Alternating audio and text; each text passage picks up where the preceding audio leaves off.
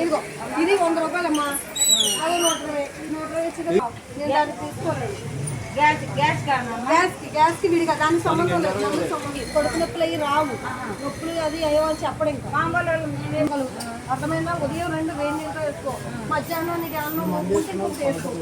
అర్థమైనా వేడి చేస్తే మజ్జిగ ఏమేమి భయపడలేదు. 100 రూపాయలు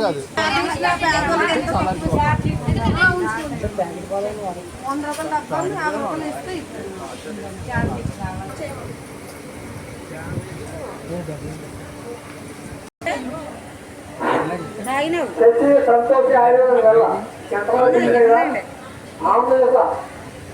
ఇప్పుడు ఇంటికి వెళ్ళినప్పుడు ఎంత భయం పడుతుంది.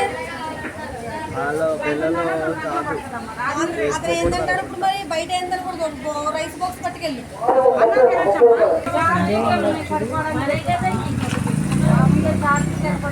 మరి ఏం పెట్టవా దారిలో ఏంటండా పడతాడు. దారిలో పట్టుకెళ్ళి పాలేసుకోండి.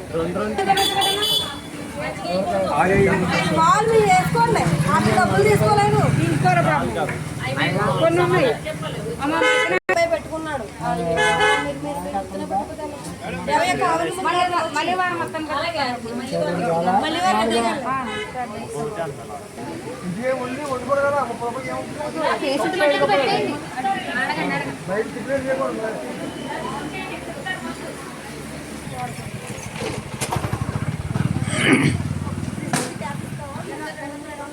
సరే.